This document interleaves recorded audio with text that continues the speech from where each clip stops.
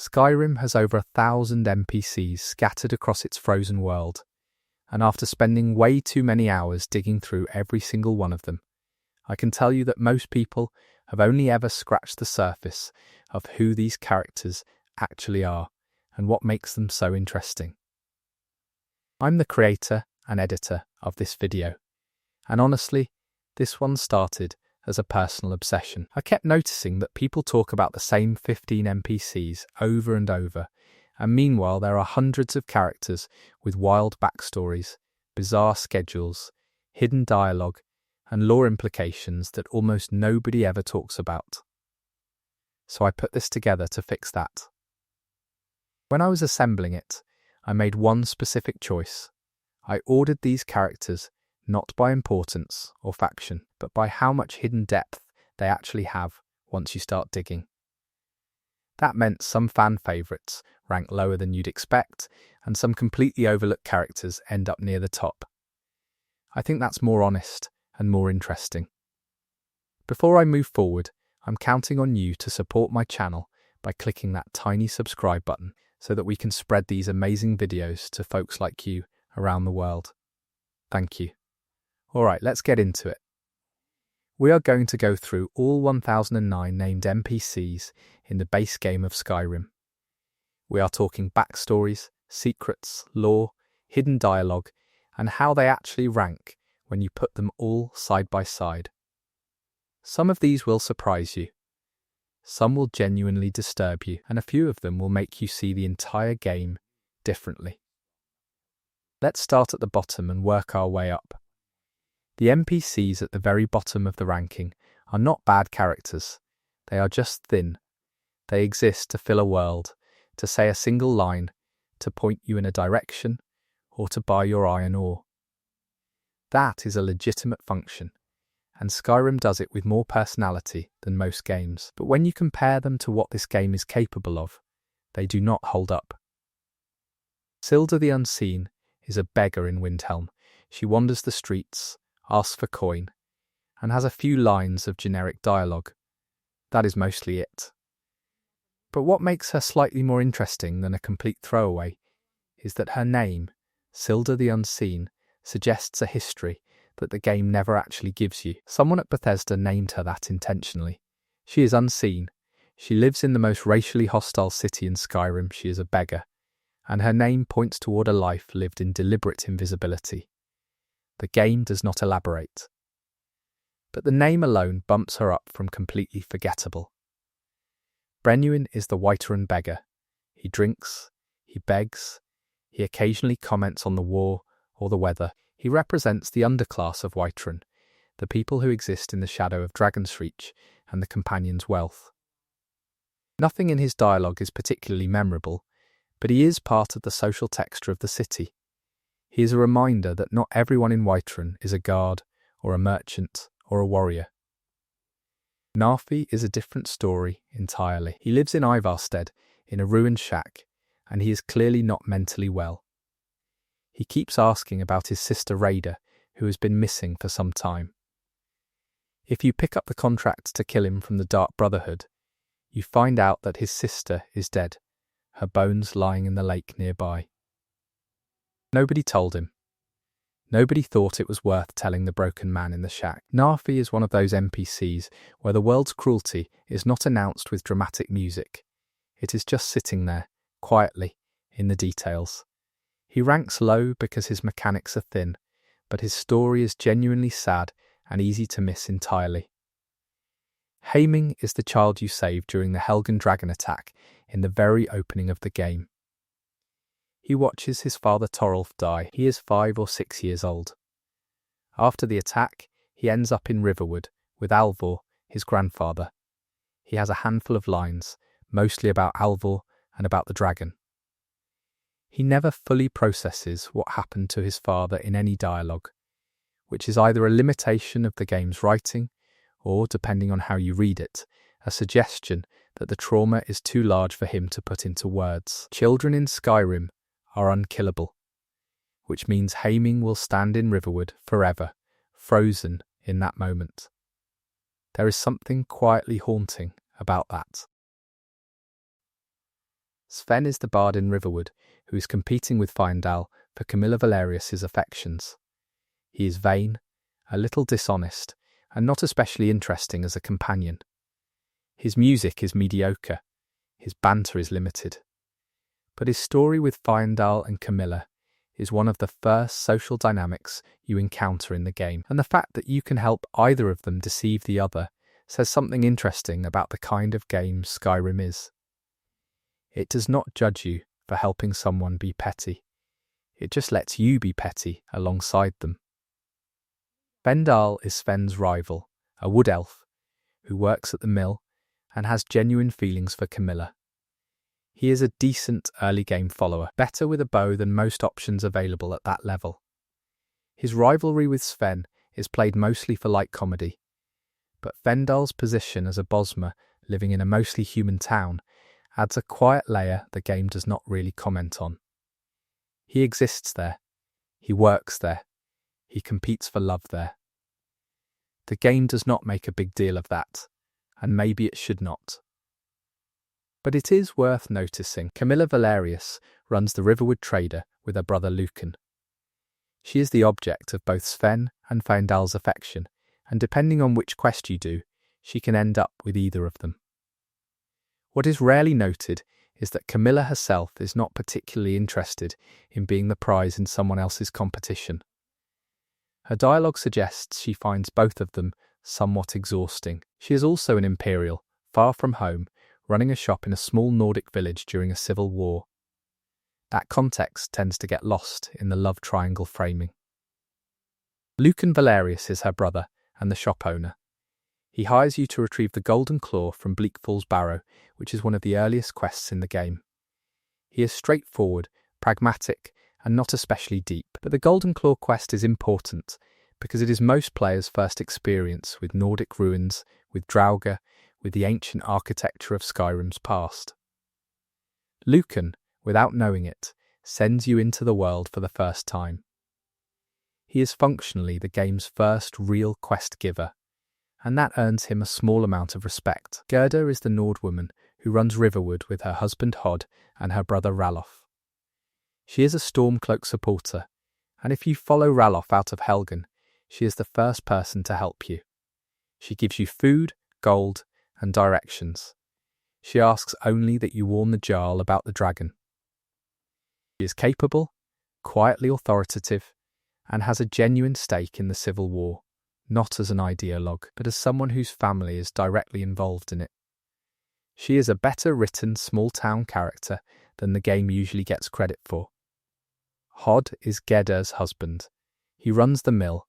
He is supportive of his wife, friendly toward the player, and broadly unremarkable. He is one of those characters who exists to make the world feel populated and real, and he succeeds at that in the most unassuming possible way. Alvor is the blacksmith in Riverwood. If you follow Hadvar out of Helgen instead of Ralof, Alvor is your point of contact. He is warm, practical, and immediately useful. He teaches you basic smithing, gives you supplies, and asks you to warn the Jarl just like Gerda does. His household includes his wife Sigrid and young Dorth, who is possibly the most enthusiastic child in Skyrim about smithing. Alvor and Gerda are mirror characters who function identically depending on your Helgen choice, which is elegant game design dressed up as ordinary people. Dorth is Alvor's daughter, and she is remarkable primarily because of her genuine enthusiasm. She talks about smithing with more passion than most adult NPCs talk about anything. She wants to be a blacksmith. She has a plan. She is maybe 8 years old, and she has already figured out what she wants to do with her life. Compared to every cynical adult in Skyrim, Dorth is oddly inspiring. Embry is the Riverwood drunk. He wanders, he asks for coin, he mutters about mead. He is the baseline for how Skyrim handles its alcoholic characters, which is to say, with mild comedy and zero judgment. He is fine. Orgna is the co-owner of the Sleeping Giant Inn in Riverwood.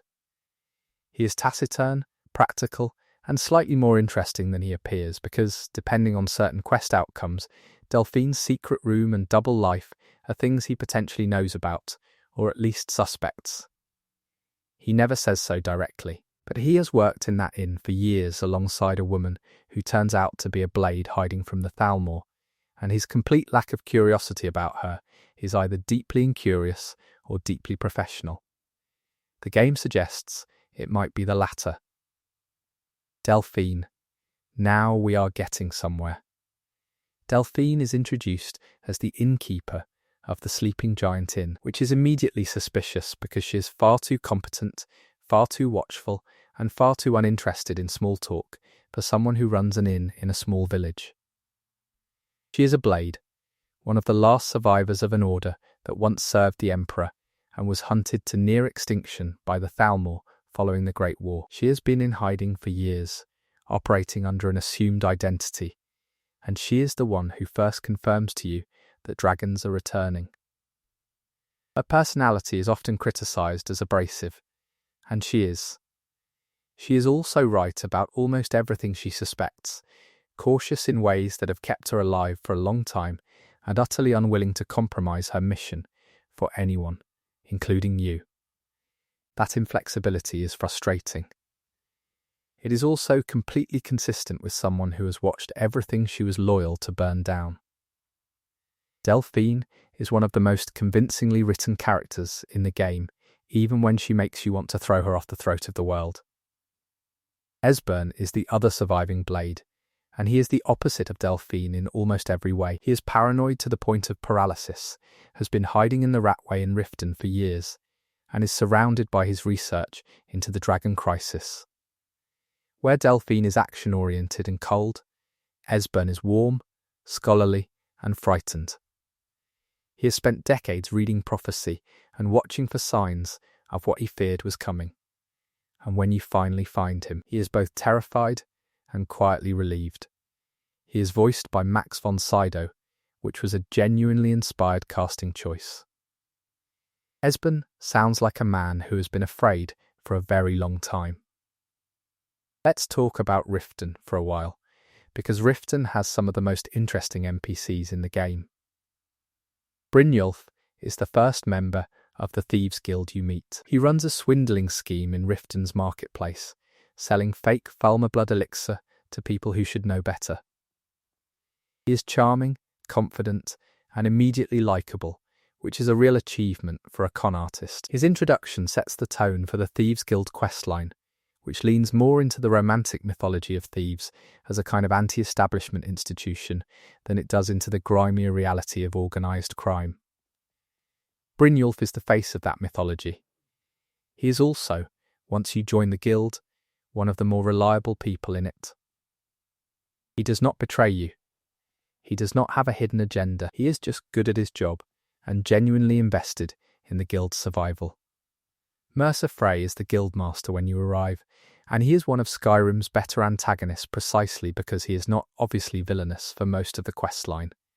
He is experienced, authoritative, and seems like a reasonable boss for a criminal organisation. The revelation that he has been slowly destroying the guild from the inside, that he stole the eyes of the Falmer, that he betrayed Gallus, that he has been using the power of Nocturnal's skeleton key for his own benefit, all of that lands reasonably well, because the game does a decent job of making him seem plausible before it reveals what he is.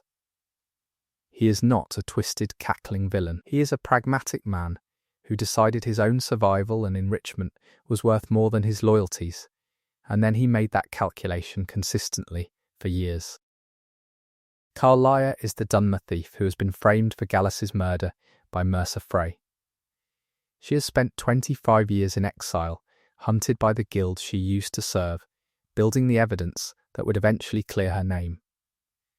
She is patient in a way that goes beyond normal patience into something more like obsession or grief, sublimated into purpose. Her relationship with Gallus, which the game reveals through his encrypted journal, adds genuine emotional weight to a questline that could easily have been just a heist story. She loved him. Mercer killed him. She spent a quarter of a century making sure that would matter. That is a compelling backstory. Maven Blackbriar is the most powerful person in Riften, and she does not let you forget it. She runs the Blackbriar Meadery, She controls the local government through bribery and intimidation. She has the Thieves Guild doing her bidding, and she has political connections that extend all the way to the Imperial Court. She's imperious, dismissive, and entirely comfortable with wielding power in ways that cause real harm to real people. She is also one of the few NPCs in Skyrim who feels genuinely dangerous in a mundane way. She does not threaten you with a sword. She threatens you with consequences, with her connections, with what she can arrange to have done to you. That is a different and more interesting kind of threat. Mjol the Lioness is a Nord warrior who despises Maven Blackbriar and says so constantly. She is idealistic, brave, and genuinely committed to cleaning up Riften. She is also functionally powerless to do any of it because Maven owns the city. Mjol talks about corruption and justice and making things right, and then she watches Maven continue to do exactly what she has always done. As a companion, Mjol is strong and reliable. As a character, she is a portrait of righteous frustration, of someone who knows exactly what is wrong and cannot fix it. Irin is Mjol's constant companion, and he has obvious feelings for her that she appears not to reciprocate, or at least not to acknowledge. He is not a combat character. He is a merchant's son who found Mjol injured near a Dwemer ruin, helped her recover, and has followed her ever since. There is something quietly tragic about Irin. He is devoted to someone who treats him as a friend and assistant rather than as a romantic prospect, and the game does not resolve that tension or even really address it.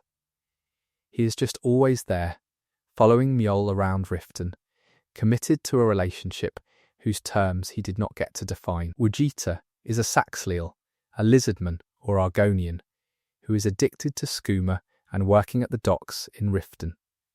She is one of the few NPCs whose drug addiction is handled as a genuine problem rather than a character quirk. If you help her get clean by providing her with a potion of cure disease, she gives you information about the skooma trade that starts a questline. Her addiction is presented with something approaching sympathy, though the game does not dwell on it. She is a minor character who points toward a larger social problem in Riften, namely the controlled substance trade that Maven and her allies profit from, while people like Wujita pay the cost.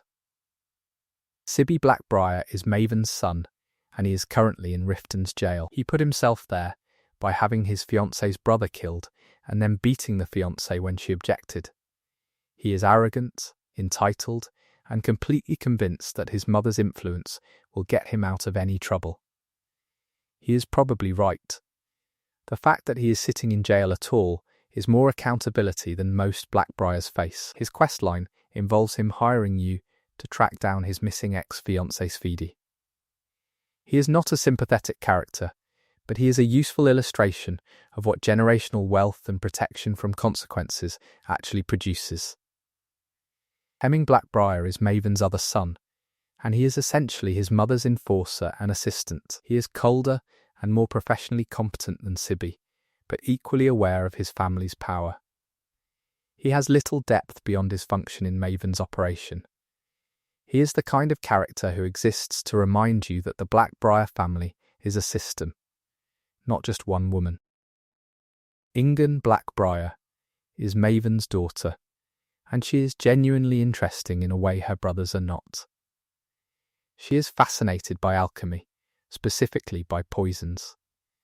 She studies at the Riften alchemy shop and experiments with toxins with what her mentor Elgrim describes as unusual zeal. Her mother seems both unconcerned and faintly approving of this interest, which says something about what Maven considers useful in her children. Ingun is quiet, intense, and more focused on her research than on her family's power games. Whether her interest in poison is purely academic or has more practical implications is something the game leaves ambiguous. Elgrim is Ingun's mentor and the owner of Elgrim's elixirs. He is gruff, somewhat unpleasant, and perpetually frustrated that Ingun uses his ingredients for experiments he finds excessive. He is a decent mid-tier character whose main function is to serve as the Riften alchemist. Helga runs Helga's bunkhouse in Riften and she is a devotee of Dibella, the goddess of love. Her devotion is physical and enthusiastic, and she has a fairly active romantic life that the game treats with a combination of amusement and mild scandal. She is not a villain, but she is a useful contrast to Riften's prevailing mood of corruption and poverty. She has found something that makes her happy. The fact that it makes her neighbours uncomfortable is treated as their problem. Bercy Honeyhand is a merchant in Riften's marketplace who owes money to the Thieves Guild. His wife Dreefa and he run a pottery business. He is presented primarily as a shakedown target in the early Thieves Guild questline, and the game does not spend much time making you feel bad about intimidating him. That is worth noting. The Thieves Guild questline asks you to do some genuinely coercive things to ordinary people, and it mostly treats those people as obstacles rather than victims. Kirova is the innkeeper of the Bee and Barb in Riften. She is an Argonian, she is pragmatic and a little guarded, and she also owes the Thieves Guild money. There is a more interesting way to resolve her debt, specifically by talking to her friend Talonjay about her family in Morrowind, which gives you leverage that does not involve threatening her directly. It is a nice piece of game design that suggests the Thieves Guild's power comes partly from knowing people's vulnerabilities, not just from violence. Talonjay is Kirava's partner and a fellow Argonian. He is warm, protective of Kirava, and has a quiet storyline about trying to acquire a rare ring for a marriage proposal. He represents the part of Riften that is not corrupt, just trying to live and love in a difficult city. He and Kirava together are one of the more genuinely tender relationships in Skyrim. Maul is Maven's street enforcer and the first person who stops you when you enter Riften. He is intimidating, direct, and has exactly as much depth as a street enforcer needs. He tells you how Riften works. He warns you not to make trouble. He is a perfectly functional minor character. Mjol's story connects back to something worth discussing, which is the idea of Riften as a city that has internalized its own corruption. Most NPCs there have made peace with the way things are. Honningbrew Medry owner Sabjorn, who operates in Whiterun, but whose rivalry with Blackbriar Mead reaches into Riften's economy, is an interesting counterpoint to Maven, because he tries to fight back through legitimate commercial means, and it does not work. The Blackbriar family does not fight fair. Let's move to Whiterun for a while, which is where most players spend a lot of their early hours and where some of Skyrim's best-written characters live. Jarl Balgruuf the Greater is arguably the finest Jarl in Skyrim. He is thoughtful, genuinely concerned with his people, politically positioned to resist both the Empire and the Stormcloaks for as long as possible, and he is the first authority figure in the game to take the dragon threat seriously. His decision to grant you the title of Thane after you help clear Whiterun of the first dragon attack is one of the few moments in the game where official recognition feels earned rather than procedural. Balgruuf is not a perfect man. He is pragmatic in ways that sometimes mean looking away from problems he cannot solve. But he is trying to protect Whiterun, and that comes through in every conversation you have with him. Irileth is Balgruuf's housecarl, and she is, without much competition, the most competent military character in Whiterun. She is a Dunmer, which puts her in an interesting position in a Nordic city, and she has clearly earned her position through sheer capability rather than politics. She is blunt, confident, and has no patience for hesitation. Her speech to the Whiterun guards before they march to confront the Western Watchtower dragon is one of the better pieces of NPC writing in the game. She does not pretend they might not die. She just asks them to be brave anyway. Proventus Avenici is Balgruuf's steward and one of the more anxious characters in Whiterun. He is cautious, frequently worried about the political implications of decisions, and serves as a useful counterweight to Irileth's directness. He is not a coward exactly, but he is very aware of consequences in ways that sometimes make him an obstacle to action. His daughter Adrienne is the blacksmith at War Maidens, and she is more confident and capable than he is, which the game occasionally lets him acknowledge with a mixture of pride and mild embarrassment. Adrienne Avenici is one of the better minor characters in Whiterun. She is a skilled blacksmith who handles the more technical work at War Maidens, while her husband Ulfric Warbear handles the less demanding commercial side. She is proud of her craft, knowledgeable, and has a small quest line involving delivering a sword to her father, which is a quiet moment about a daughter trying to reach a father who does not always notice her. It is understated, and it works. Ulfric Warbear is Adrienne's husband. He is large, friendly, and runs the commercial side of the shop. He is not especially complex, but he is one of those NPCs who makes a location feel like a real business rather than just a game mechanic. Belethor is the Whiterun general goods merchant, and he is famous primarily for the line "I'd sell my own sister if I had one." He is a Breton, and he runs Belethor's general goods with a kind of detached mercenary enthusiasm. He exists at the intersection of two things Bethesda does well: the slightly creepy merchant with dark humour, and the character who is so comfortable with commerce that everything, including people, is implicitly up for sale. He is funny, he is vaguely disturbing, and he is completely aware that he is both. Arcadia is the alchemist, and she runs Arcadia's cauldron. She is cheerful, helpful, and a competent source for alchemy supplies. She is one of those characters who is exactly what she presents herself as, which in a game full of hidden agendas and secret histories is actually somewhat refreshing. Dragonsreach is Whiterun's equivalent of a royal court, and it has some of the game's more interesting supporting characters. Farengar Secret Fire is the court mage, and he is brilliant, dismissive, and completely absorbed in his own research. His request for the Dragonstone sends you to Bleak Falls Barrow and is one of the central early quest objectives. He is also one of the few characters who is visibly excited about the Dragon Crisis in an academic way, which is unsettling and also very true to a certain kind of scholar. Real academic enthusiasm does not care much about the ethical context of its subject matter. Hrongar is Balgruuf's brother, and he is significantly less nuanced than the Jarl. He is a warrior's warrior, loud, enthusiastic about fighting, and somewhat contemptuous of politics and diplomacy. He represents the part of Nordic culture that the game is most comfortable romanticizing: physical courage, directness, and an uncomplicated worldview, and he is easy to like precisely because he is not very complicated. Vigna Greymane is the patriarch of the Greymane family and an elder of Whiterun.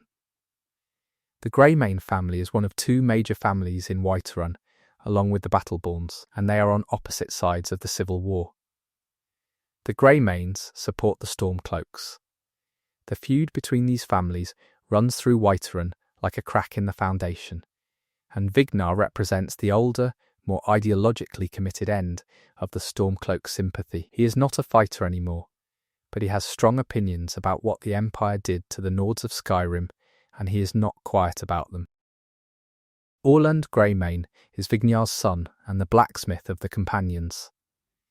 He works at the Skyforge, the ancient forge above Whiterun that predates the city itself, and he is widely considered the finest smith in Skyrim. He is steady, skilled, and devoted both to his craft and to his family, including his son Thorold, who has been captured and imprisoned without trial by the Imperial Legion, or by the Thalmor operating through them. The quest to rescue Thorold is one of the more quietly political side quests in the game. Freya Greymane is Orland's wife and Thorold's mother. She is the one who approaches you about finding her missing son. She is desperate, dignified, and doing everything she can in a situation where she has almost no power. She cannot go to the guard. She cannot go to the Jarl. She can only ask strangers. Her grief is understated and completely convincing. Avalstein Greymane is Thorold's brother. He is hiding in the Greymane house, afraid to go outside because he is wanted by the same forces that took Thorold. He is frightened, guilty about not being able to help his brother more directly, and relieved when you take on the mission to rescue Thorold. He is a minor character in mechanical terms, but he adds emotional texture to the questline. Idolaf Battleborn is Vignar's counterpart in the rival family. He is aggressively pro-imperial, dismissive of the Stormcloaks, and if you are associated with the Stormcloaks, genuinely hostile. The Battleborn and Greymane feud is the civil war in miniature, an abstract political conflict reduced to two families who used to be friends and now will not speak. There is a letter in the Battleborn house that reveals they know where Thorold is, but have chosen not to tell his family. That choice, to let a mother not know what happened to her son because his captivity is politically convenient, is one of the uglier things the Empire's sympathizers do in the game. John Battleborn is Idolaf's nephew, and he is in love with Ulfina Greymane, which means he is in love with a member of the enemy family. He is a poet, not a warrior, which already puts him at odds with the family culture. His letters to Ulfina, which you can find during certain quests, are genuine and tender. He is one of Whiterun's better examples of a character caught between family loyalty and personal feeling. Ulfina Greymane is equally caught in that dynamic, in love with someone her family would disapprove of, quietly going about her life while the political drama swirls around her. She works at the Bannered Mare, and she is capable and grounded. The fact that the game gives you no way to resolve the Battleborn and Greymane feud suggests that this is intended as a portrait of a conflict that does not actually get resolved, just lived with. Hulda is the innkeeper of the Bannered Mare, and she is a reliable, cheerful presence in what is often the social centre of Whiterun. She serves drinks, passes on rumours, and when she eventually retires, Isolde takes over the inn. Isolde is one of Whiterun's more ambitious characters. She has dreams of running a shop, and she is clearly working towards something. She asks you to get her a mammoth tusk, not for any nefarious purpose, but because she is trying to establish a business relationship with the Khajiit traders outside the city. She is a young woman in a medieval economy trying to build something, and the mundane specificity of her ambition is more interesting than it first appears. Amrin is a former soldier turned farmer who wants his family sword back from bandits who stole it. He is straightforward, competent, and represents the large category of Skyrim NPCs who used to be soldiers and are now trying to live normal lives.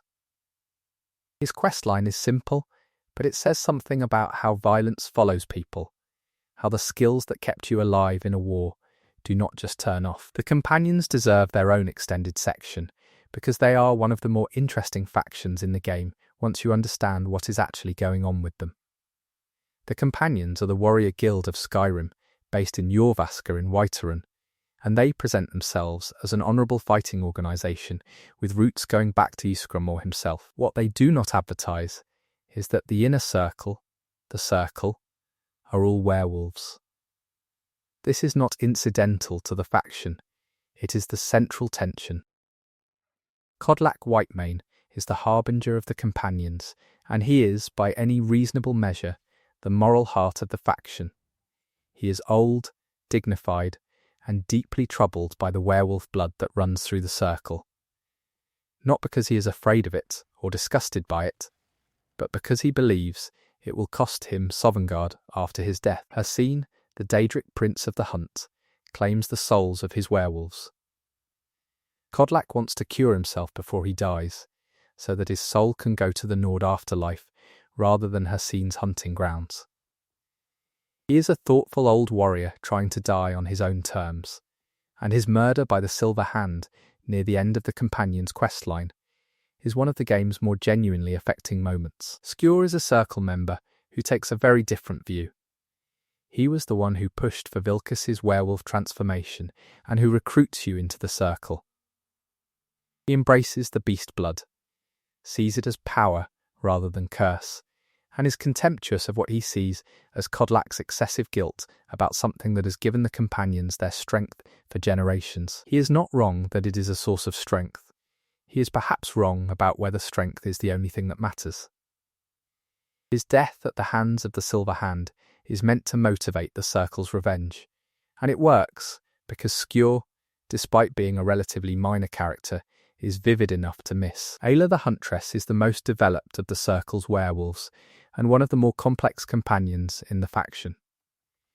She is a Nord hunter, fierce and unsentimental, and she genuinely enjoys being a werewolf. She grieves Skjor, but channels that grief into aggression. She is not interested in Kodlak's cure. She has made her peace with her scene and with the hunting grounds. After Kodlak's death, she becomes the keeper of the fragment of Wutrad and the most committed to revenge. She is also one of the best followers in the game as a pure archer and scout. Her worldview, accepting the beast blood as part of herself rather than as a burden, is a legitimate alternative to Kodlak's position. And the game lets you see both as coherent rather than declaring one wrong. Vilkas is one of the more academically minded members of the Circle, which is unusual for a warrior faction. He reads, he thinks. He is also excellent in combat, but he approaches it with more deliberation than most of his companions.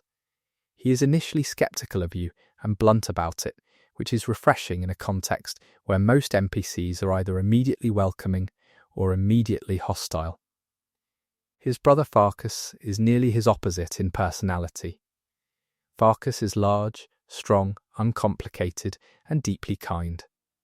He is not stupid, but he is also not interested in the kind of analysis Vilkas engages in. He is straightforward in his loyalties and his affections. He is often cited as a fan-favourite companion, partly because of his honesty, and partly because of a line he delivers during his personal quest, where he says, roughly, that he knows he is not clever, but he knows what is right.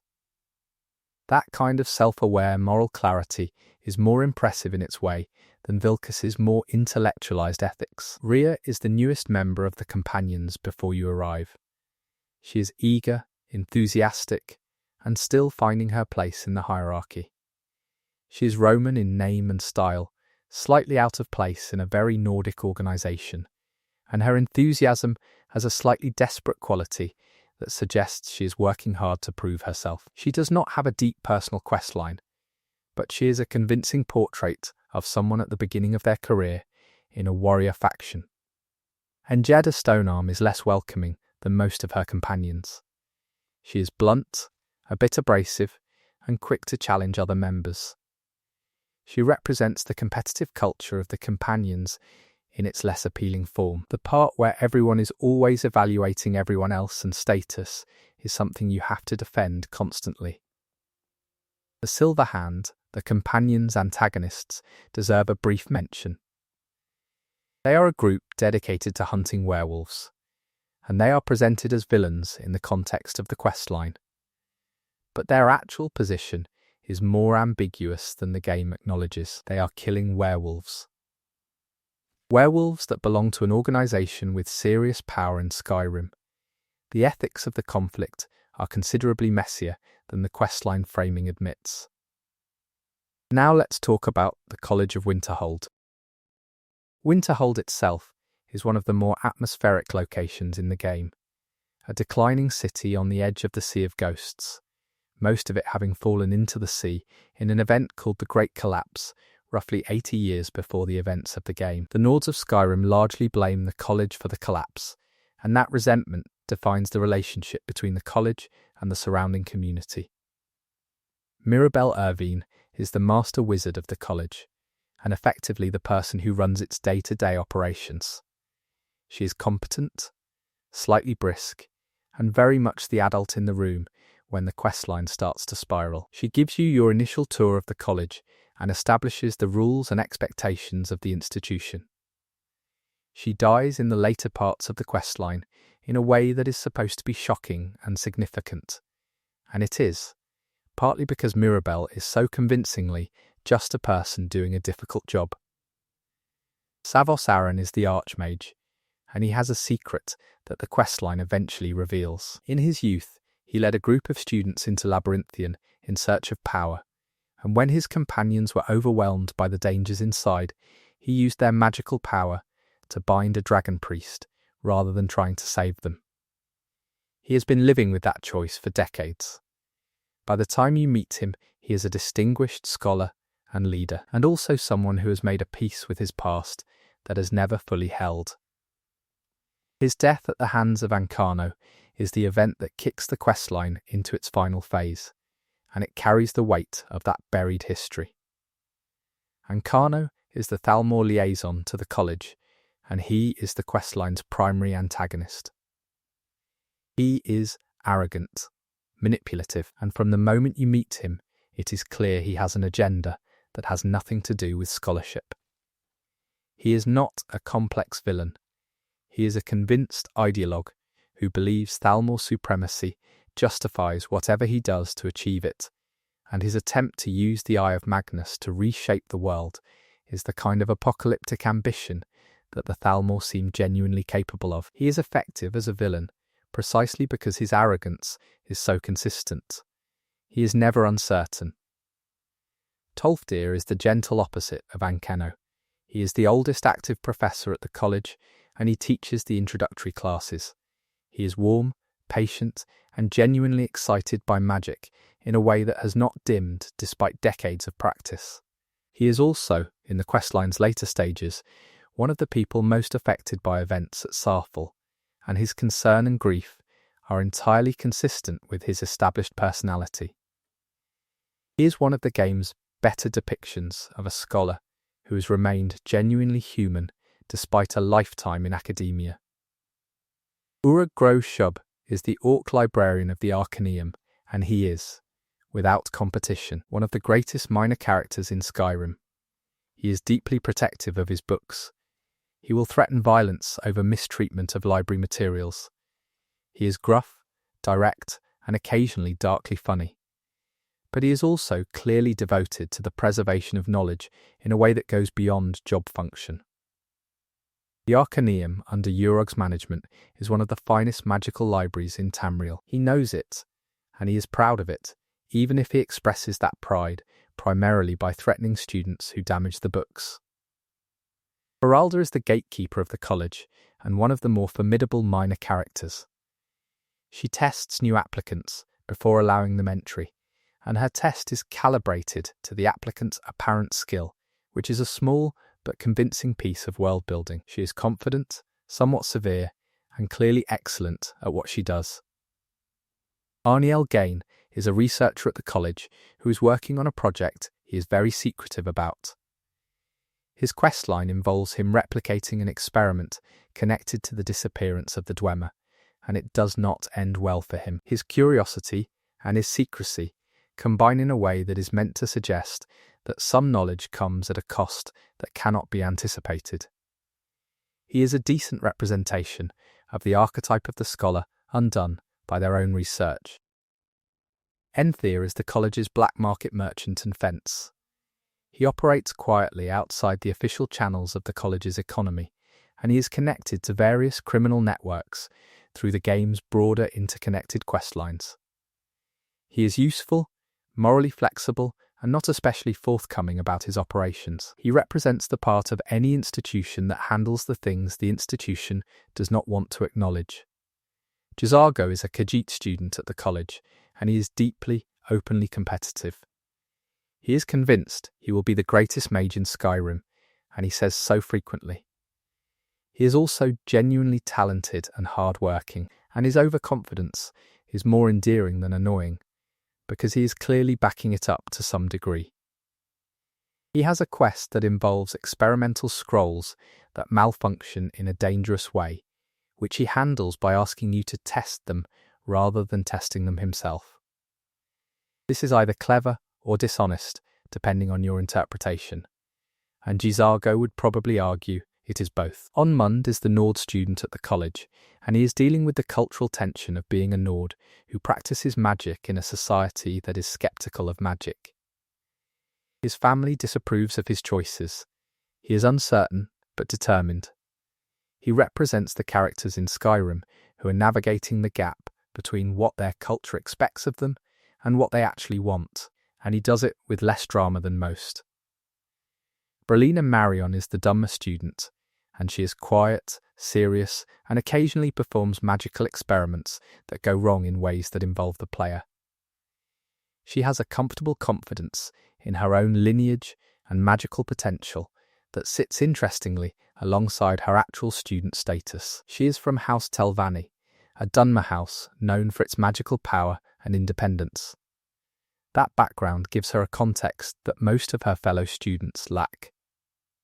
Trevis Nellerin is the Professor of Illusion, and he is at various points invisible. This is both a character detail and a practical joke.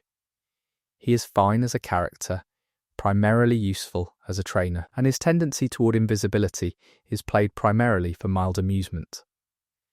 Finis Gestor is the Conjuration Professor, and he has a questline involving calling a Flame-Atronac and then a much more powerful entity.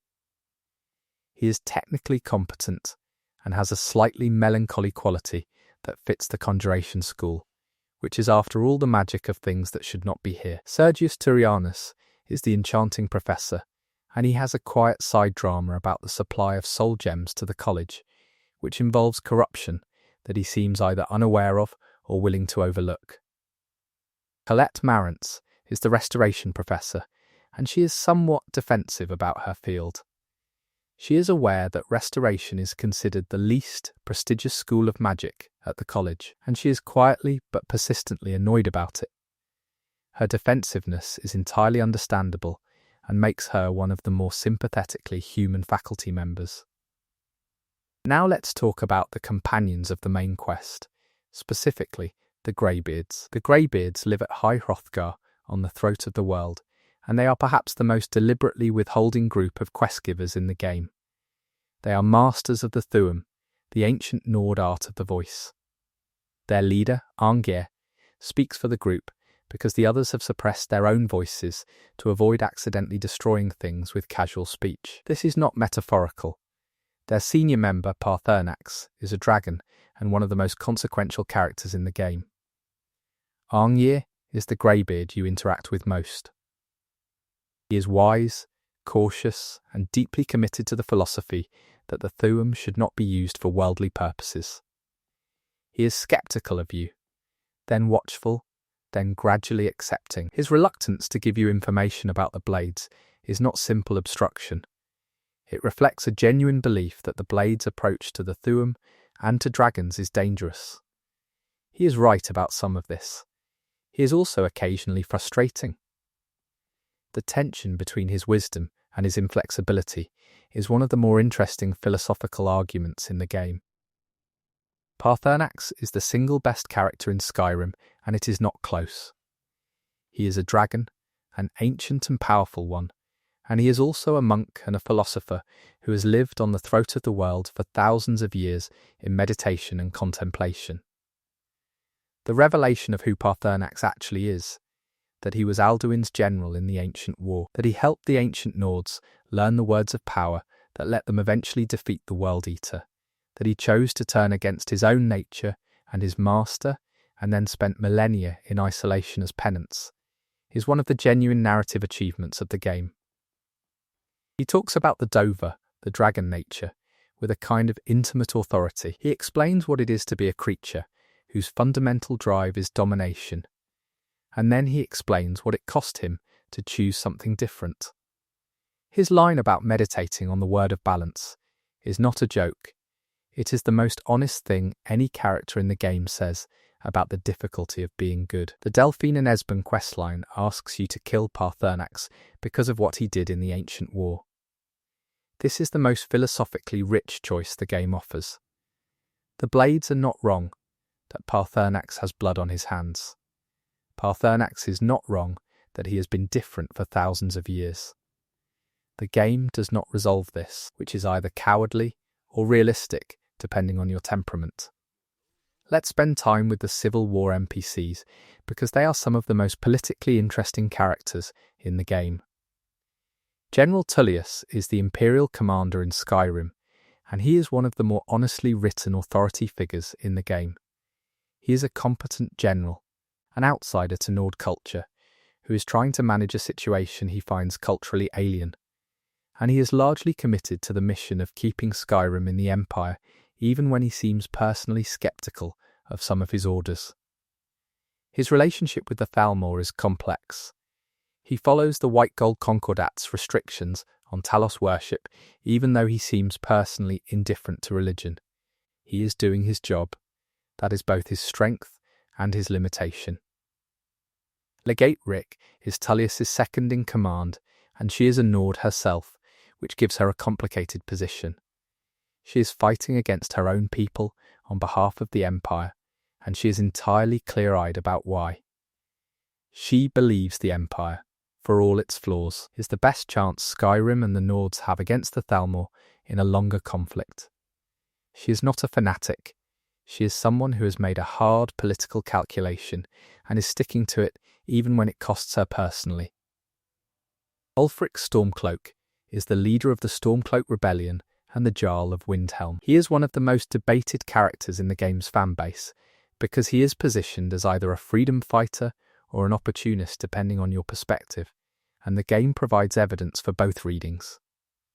He did kill High King Torrig in a ritual duel using the voice, which was technically legal under ancient Nord custom, but is widely interpreted as an assassination. He was captured by the Thalmor, and may have given information under torture that contributed to Thalmor operations. He has genuine beliefs about Nord independence and Talos worship that are sincerely held. He also benefits politically from the war in ways that serve his personal ambitions.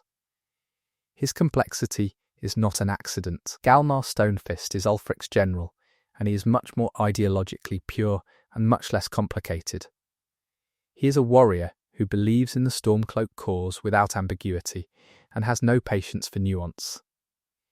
He is, in some ways, what Ulfric would look like if Ulfric were a simpler man. His loyalty to Ulfric appears absolute. His hatred of Imperials is unambiguous. He is effective as a character because his simplicity is a contrast to Ulfric's complexity rather than a repetition of it. Jarl Elisif the Fair is the widow of High King Torrig and the Imperial-backed claimant to Torrig's position. She is young, politically inexperienced, and clearly still in grief. She is not an especially powerful character, but she is a sympathetic one. She loved Torrig.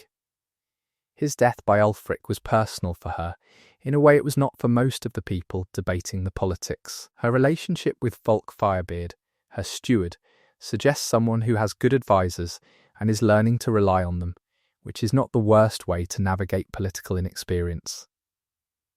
Volk Firebeard runs Solitude on Elisif's behalf, and he is a practical, effective administrator. He is not glamorous, but he is competent, which in a Jarl's court is not nothing. Jarl Idgrud Ravencourt of Morthal is one of the more unusual Jarls in the game. She is an older Nord woman who experiences prophetic visions. She is not entirely certain whether these visions are gifts or afflictions.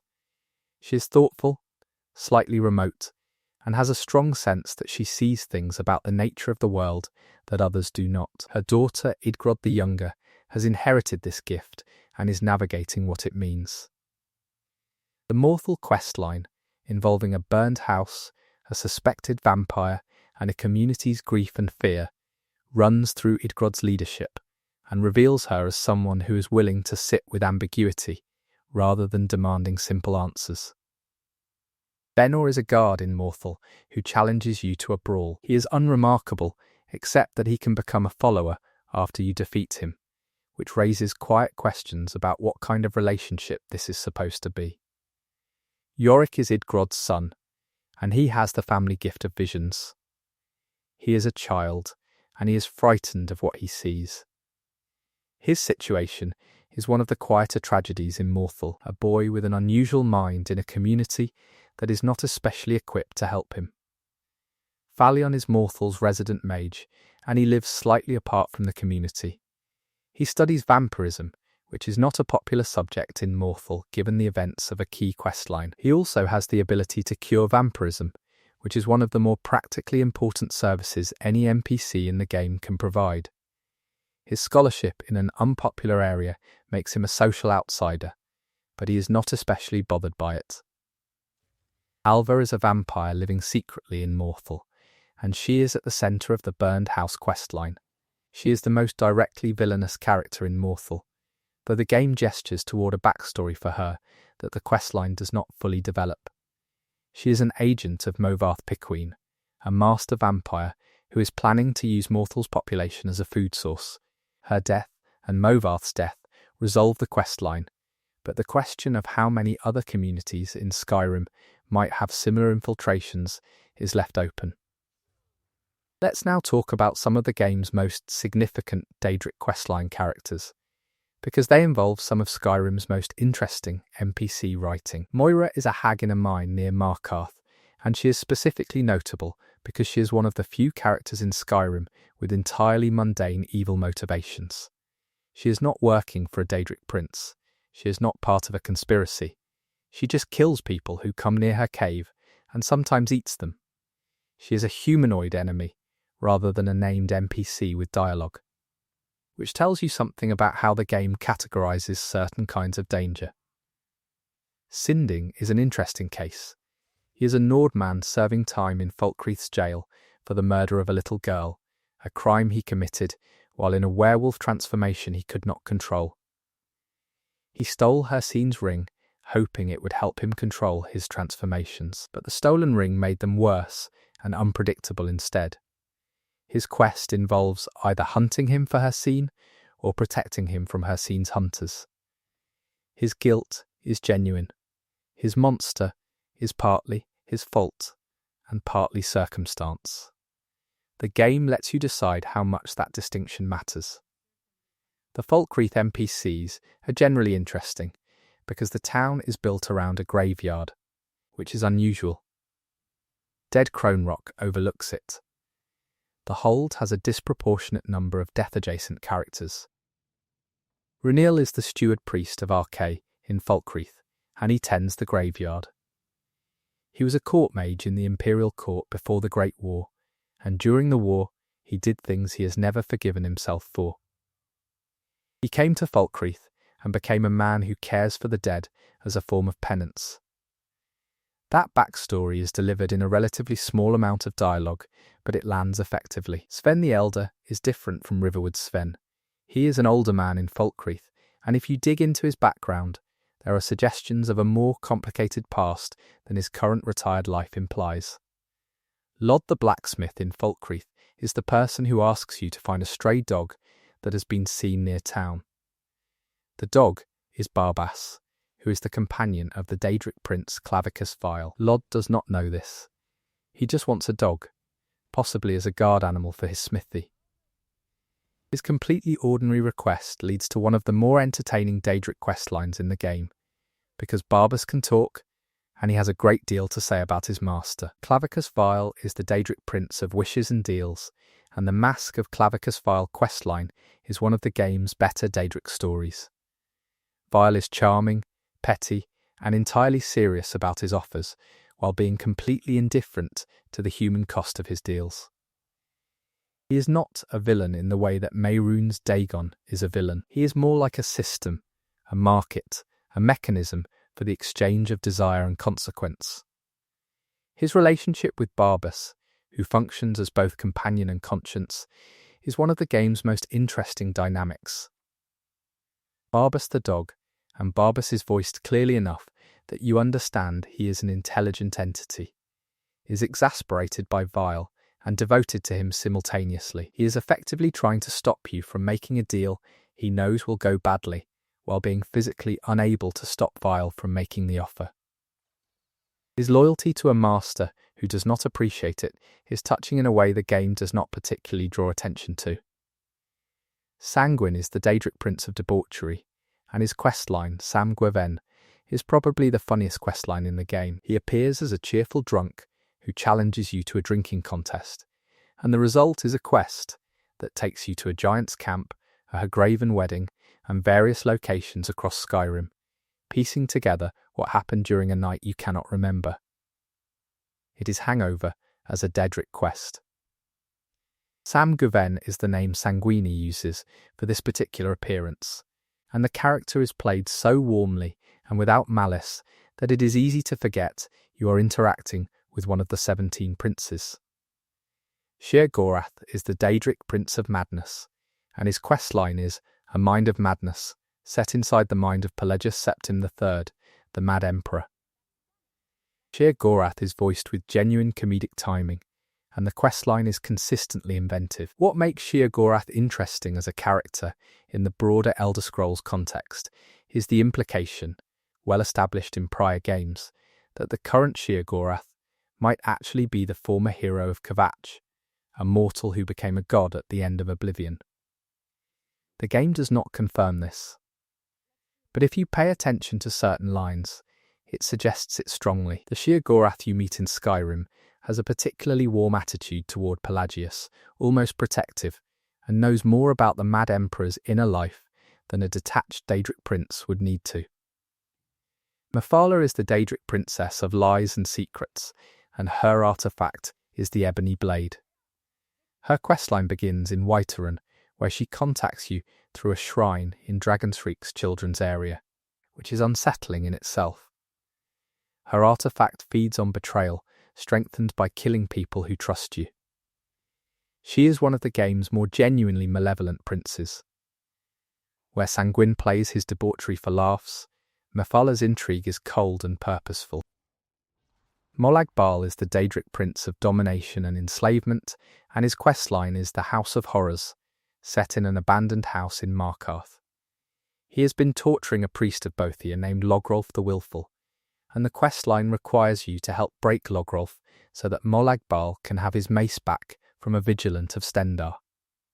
Molag Bal is the most straightforwardly evil of the Daedric princes.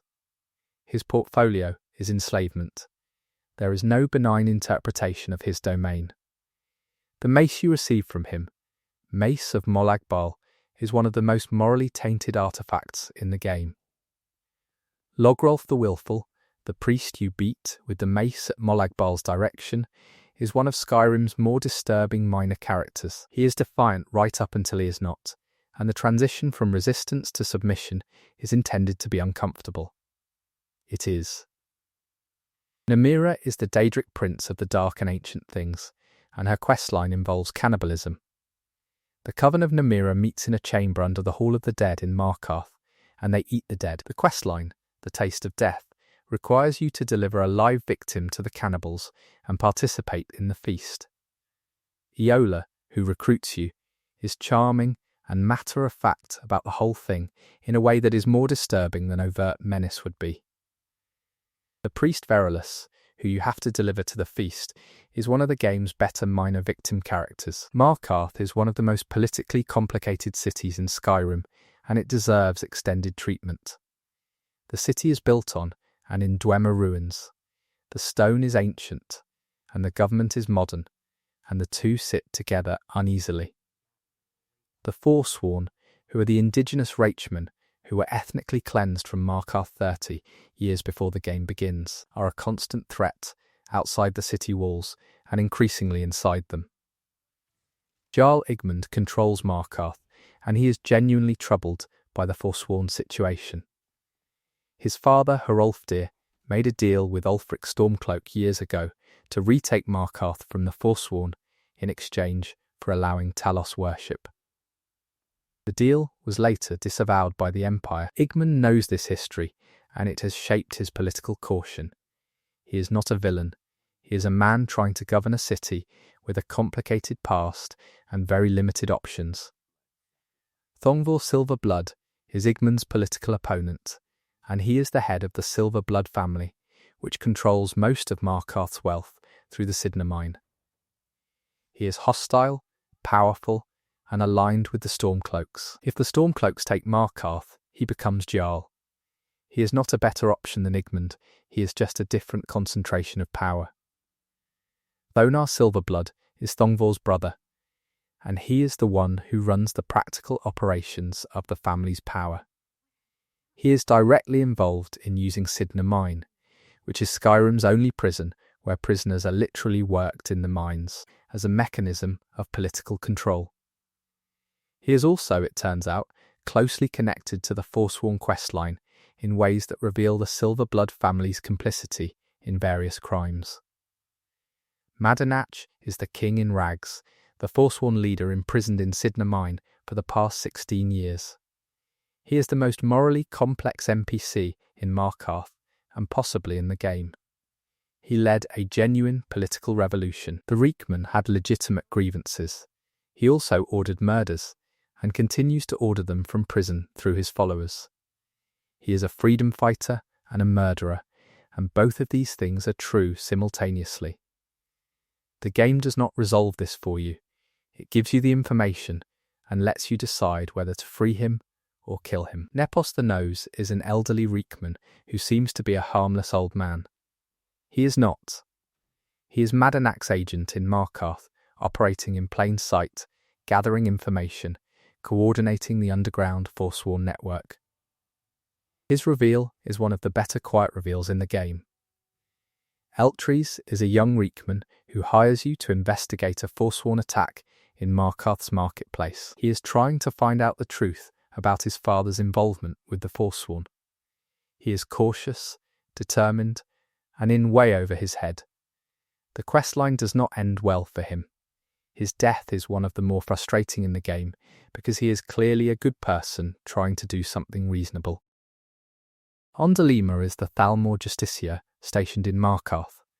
He is arrogant, culturally contemptuous of Nord society, and entirely comfortable with the suppression of Talos worship. He represents the Thalmor presence in Skyrim in its most openly hostile form. He is stationed in a city where Imperial authority is strong, and Thalmor influence is therefore more openly exercised, which is why Markarth feels different from Whiterun or Riften in terms of the Thalmor's visible presence. Calchelmo is the court wizard of Markarth, and he is the foremost expert on Dwemer history and culture in Skyrim. He is completely absorbed in his research, somewhat awkward socially, and deeply in love with Feline, the Jarl's housecarl, in a way he has never been able to express directly. He has a questline about his research and a side narrative about his feelings for Feline that the game lets you help resolve. His nephew Icantar works alongside him and is more comfortable with the social demands that Calcelmo would rather avoid. Feline is the Jarl's housecarl, a Nord warrior, and she is entirely unaware that Calcelmo has feelings for her until you potentially intervene. She is competent, focused on her duties, and not especially interested in romance in a general sense. But when she learns Calcelmo has been writing her poetry for years and was just too nervous to share it, there is a genuinely warm moment in the game's otherwise fairly cold Markarth atmosphere. Now let's talk about some of the standalone quest characters who are not tied to major factions, but who are among the game's better written NPCs. Verdigris is not her real name, but I want to talk about the Ulfric Battleborn and Thorold questline because it introduces something the game handles well in small moments: the way ordinary people become complicit in political violence through inaction. The Battleborn family's choice not to tell Freya Greymane that her son is alive is not dramatic evil. It is the quiet kind, the kind where you decide your side's interests are more important than someone's grief. That kind of complicity is harder to condemn dramatically and harder to forget.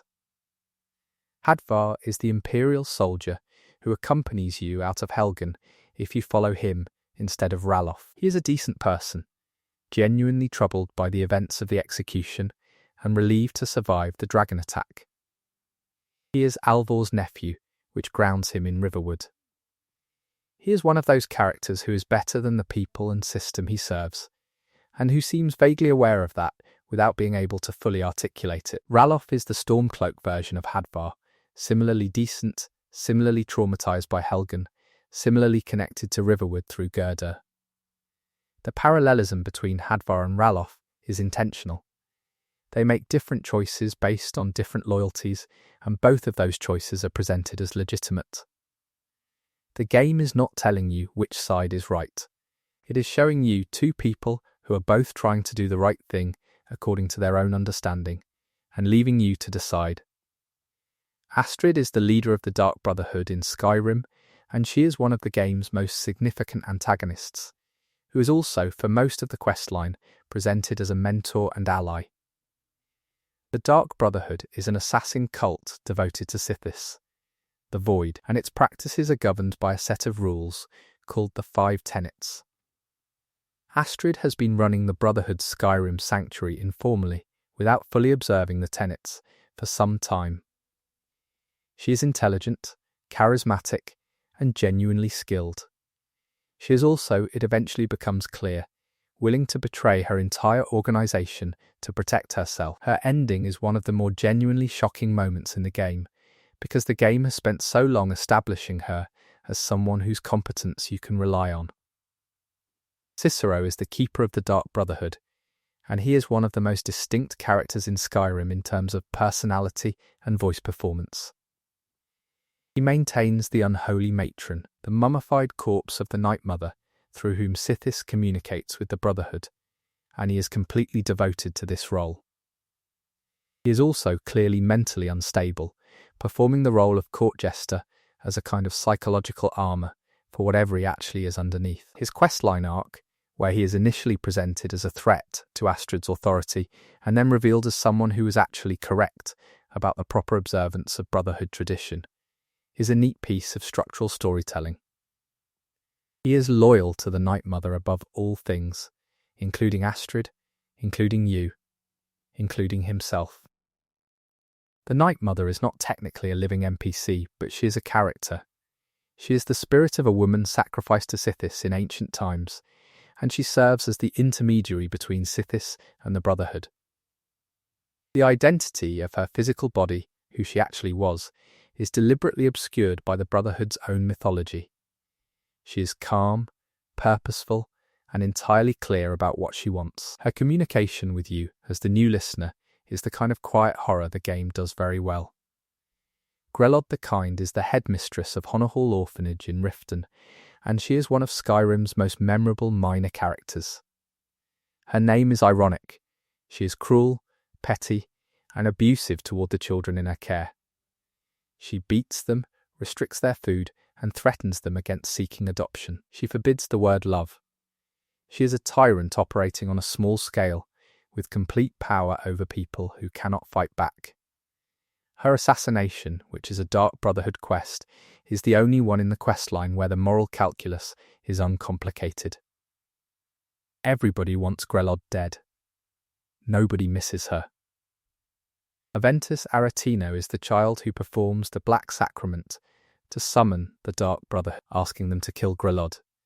He is a former orphan who escaped Winterhold and returned home to a dead mother and a Dark Brotherhood ritual he taught himself from a book. He is one of the game's most striking examples of childhood desperation, manifesting in a completely abnormal way. He is not disturbed. He is a child who has identified a problem and is trying to solve it with the only tools available to him. Constance Michelle is Grelod's assistant at the orphanage, and she is the opposite of her employer. She is warm, caring, and trying to provide what kindness she can to the children within the constraints of Grelod's authority. After Grelod's death, she runs the orphanage herself and is considerably better at it. She is one of those characters whose goodness is visible primarily through contrast. Nazim is the most famous minor NPC in Skyrim, primarily because of his attitude. He works at Chillfurrow Farm outside Winterhold, but speaks as though he is a member of the city's aristocracy. His signature line about the Cloud District is so notorious that it has become a meme. He is insufferable. He is also, looked at from a certain angle, a person who has internalized social hierarchies that do not actually benefit him and is using them to compensate for his own anxieties. He is not a villain. He is a person being unpleasant in a recognizably human way. The fact that many players kill him on sight is a commentary on how effectively the game communicates everyday social irritation. Balamund is the blacksmith in Riften, and he is quietly excellent. He works at the Scorched Hammer, which is a great name for a forge.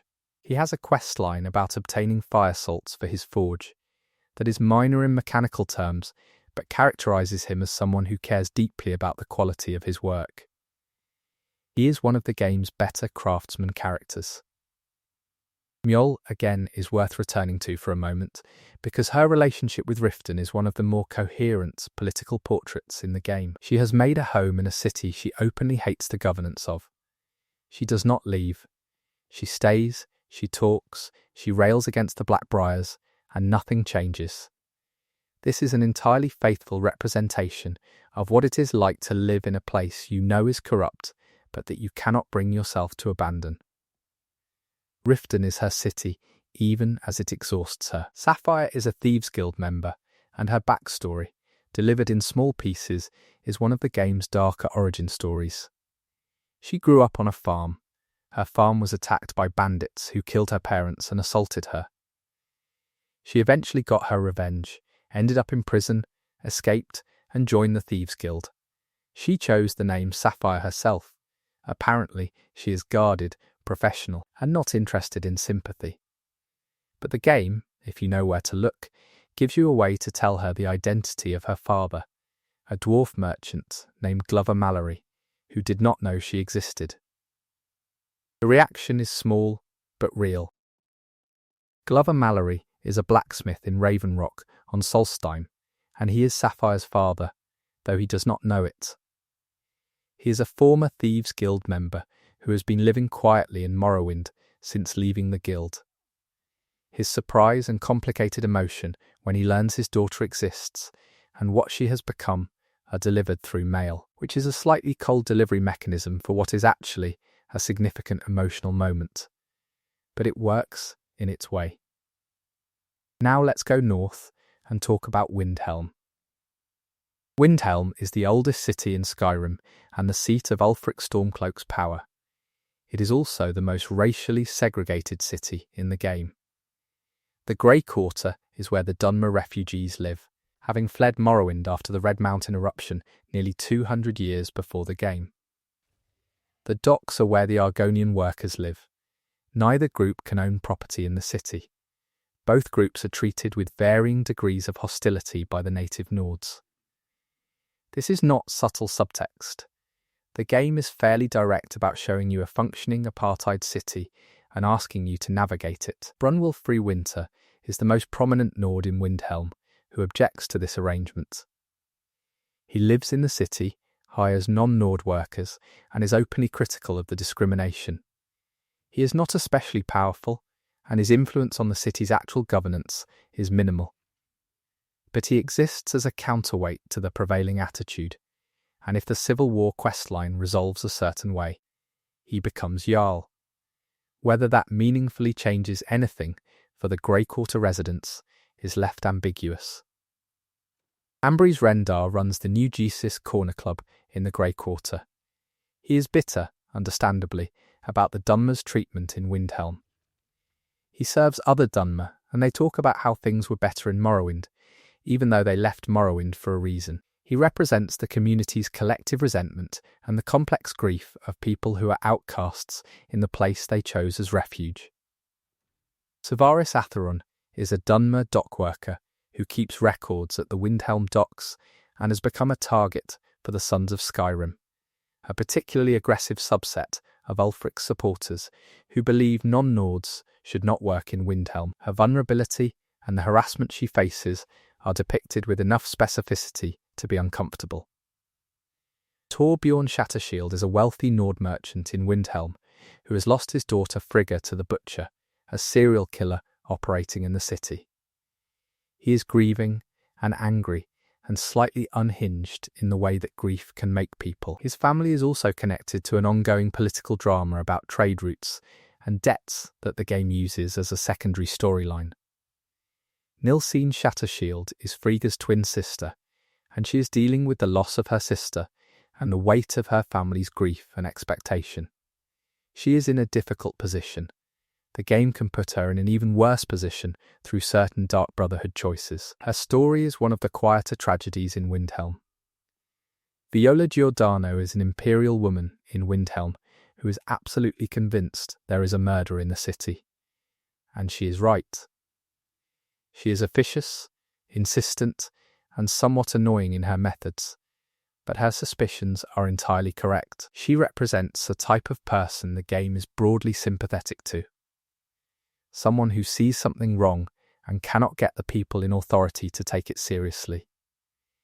Calixto Corium is the Windhelm museum owner, and he is the Butcher. His Museum of Curiosities is a very thin cover for someone who has become increasingly disturbed over the course of a years-long obsession with a dead court wizard and a murder spree. His reveal is one of the better mystery payoffs in Skyrim. Wunferth the Unliving is the court wizard of Windhelm, accused of being the butcher before the real culprit is identified. He is an old mage with a somewhat sinister reputation that he does not especially try to correct, which makes him an ideal false suspect.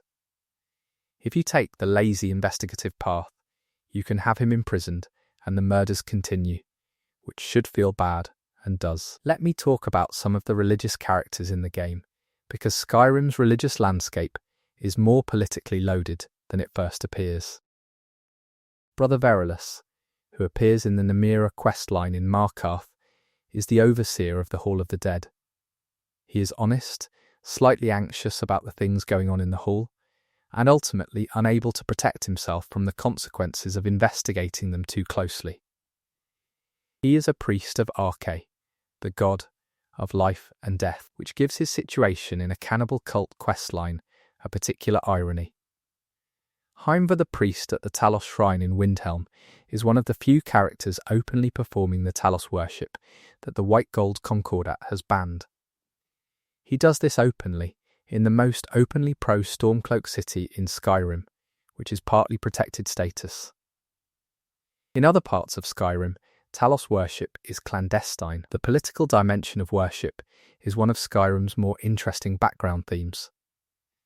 Maramal is the priest of Mara in Riften, and he can perform marriages in the game. He wanders the streets warning people about drink and excess, and is occasionally preachy about it.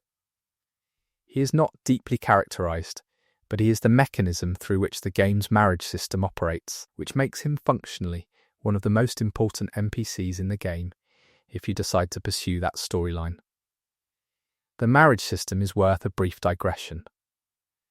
Skyrim's marriage system is both mechanically simple and socially interesting. You equip an amulet of Mara, you find an eligible NPC, they indicate interest, you ask Maramal to arrange the ceremony, and you marry. The range of characters available for marriage is broad enough to encompass multiple races, genders, and occupations. The game makes almost no comment on any of this, which in 2011 was a choice. And it was a correct one. Isolde, the veteran merchant in training we met earlier, is one of the marriage candidates. So are Sven the Bard, if you helped him in his dispute with Feindal, and most of the companions. The variety suggests Bethesda was thinking about this more carefully than a purely mechanical feature would require. Argis the Bulwark is the housecarl of Markarth, and one of the more stoic followers in the game. He stands near Vlindrel Hall and protects the Thane. He is loyal, capable, and not especially talkative. He is the type of follower who lets you project character onto them, rather than providing much of his own. Lydia is perhaps the most famous follower in Skyrim, and she is famous partly because of her delivery of the line "I am sworn to carry your burdens." This line has been interpreted as passive-aggressive, as sincere, and as everything in between. Lydia is the housecarl of Dragonsreach, assigned to you after your first dragon kill. She is Nord, capable, and has something in her delivery that suggests a mild weariness with the particular dragonborn she has been assigned to protect, which endears her to most players. She has no personal questline, no revealed backstory, and is completely defined by her function. Her fame is a testament to how much personality can come from voice delivery and one memorable line. Serana is the other most famous follower, and she is almost diametrically different from Lydia in terms of depth. She is a Volkihar vampire, the daughter of Harkon and Valerica, and she was sealed inside Dimhollow Crypt by her own mother, for reasons that the questline eventually reveals. She has genuine depth, a complicated family situation, an ambivalent relationship with her own vampirism, and dialogue that responds to the environment and circumstances in ways most followers cannot match. She is one of the most well-written characters in the base game and DLC combined. Lord Harkon is her father and the main antagonist of the Dawnguard DLC. He is a vampire lord who wants to use Serana's Elder Scroll to blot out the sun, which would allow vampires to operate freely. He is grandiose, terrifying in his power, and completely blind to the way his obsession has destroyed his family. His love for Serana is genuine. His treatment of her is damaging. He does not see the contradiction. He is one of those villains who genuinely believes everything he does is justified by love and purpose, which makes him more unsettling than a purely nihilistic antagonist. Valerica is Serana's mother, and she is an interesting counterpoint to Harkon. She protected Serana from Harkon by imprisoning her, which is a choice the game asks you to evaluate rather than simply accept as clearly correct. Valerica loves her daughter. She also made choices about her daughter's life without asking her daughter. The questline quietly suggests that Serana's life has been shaped by two parents with very different problems, who both claim to have acted in her best interest. Dexion Evicus is a moth priest captured by the Volkihar vampires for the purpose of reading Elder Scrolls. He is a minor character mechanically, but represents the broader institution of the moth priests, those scholars who dedicate their lives and eventually their sight to reading the scrolls, which is one of the more striking institutions in Elder Scrolls lore. Isran is the leader of the Dawnguard vampire hunters, and he is an interesting mirror of Harkon. He is entirely committed to his cause, he is difficult to work with, and he is suspicious of everyone, including you if you have become a vampire. He is right that vampires are a threat. He is also harder than the situation requires, slower to trust than is productive, and alienating to people who could be allies. His effectiveness as a leader is genuinely compromised by his personality, and the game shows you this rather than presenting him as simply the good guy to Harkon's bad guy. Sorine Durard is a Dawnguard inventor who is obsessed with Dwemer technology. She is enthusiastic, technical, and a useful source of crossbow upgrades. She is not especially deep, but she is one of the more entertainingly focused minor characters in the DLC.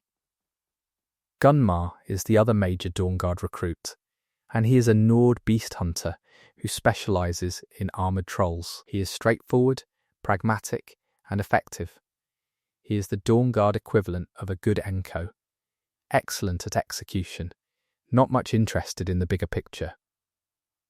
Now let's turn to some of the characters who populate the reaches of Skyrim's landscape, the bandits, the named enemy characters. The characters you are likely to encounter only once. Hajvar Ironhand is the bandit chief of White River Watch, and he is noteworthy primarily because he has a connection to a named NPC in Whiterun, his brother Ulfric Battleborn. This is the kind of detail that rewards players who read notes and pay attention to family names. The bandit chief and the establishment figure are brothers. The game does not make a big deal of this, it just puts it there. Alain Dufont is the bandit leader in the Ramvage's Fast questline, and his death is part of a Dark Brotherhood contract. He is not deeply characterised, but he is a named target whose death has consequences for another named character. Astrid's Brotherhood questline involves a number of murder contracts against named targets, and some of them are more interesting than others. Grelod the Kind we have discussed. Beatild, the mine owner in Dawnstar who is a contract target, is an interesting case because she is genuinely unpleasant, but the person who contracted her death is her estranged husband. The murder is a domestic situation dressed in Brotherhood clothing. Narcissus Dren is a named Dunmer character whose death is contracted through a misunderstanding in a questline that is partly about how information gets distorted as it passes through criminal networks. Let's talk about the Bard's College in Solitude. Viamo is the headmaster of the Bard's College, and he is a cultured, slightly theatrical man trying to preserve an institution that has genuine cultural importance in Skyrim. The Bard's College trains the musicians and poets who carry Nordic tradition. His questline involves recovering a lost poem of Hiking Olaf, which requires some creative reconstruction that the game allows you to influence. He is one of the game's better examples of an NPC whose work is genuinely about cultural preservation rather than political gain. Ural Jaman is the college's master of song, and he is quieter and more technically minded than Viamo. He represents the pedagogical side of the institution. Inge Six Fingers is the master of instruments, and she has a subtle air of contained frustration about her. She has been at the college for a long time and has opinions about where things are going. Jorn is a student at the college, and his main function is to play music and exist in the background of the institution. He is one of many students who make the college feel like an actual school rather than just a building with a few named characters in it. Noster Eagle Eye is a blind veteran beggar in Solitude who lost both his eyes and a helmet during the war. He asks you to find his missing helmet. The quest is small. His helmet is in a cave filled with Draugr. The fact that he knows about its location but cannot retrieve it himself is a quietly sad detail about what war leaves behind. Corpulus Vinius is the innkeeper of the Winking Skeever in Solitude. He is reliable, cheerful, and runs one of the busier inns in the game given Solitude's status as the imperial capital of Skyrim. His daughter Minette works at the inn and is an enthusiastic child who plays a coin game with travellers.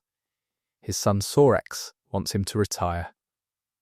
Vivienne Onis is a patron of the Winking Skeever, and she is a Thalmor agent working in Solitude. She is not especially memorable as a character, but her presence in a Solitude inn is a reminder that the Thalmor are present throughout Imperial territory in ways that are not always announced. Erica is a Thane of Solitude and one of the more venal political figures in the city. He uses his position to extort merchants and pursue personal grudges. He is petty in ways that powerful petty people often are. His questline involves him asking you to intimidate a merchant on his behalf, and nothing about it is admirable. Sorex Vinius wants to inherit the Winking Skeever, but more importantly, he is interested in Vivienne Onis and asks you to deliver wine to her. He is one of those minor characters whose romantic interest is their primary characterization, which is fine as far as it goes, but does not go very far. Seima is a merchant in Solitude who runs bits and pieces. She is Redguard, running a business in a city with significant imperial authority, and she is practical and friendly in a way that suggests someone who has learned to navigate being a minority in a majority culture without making a big deal of it.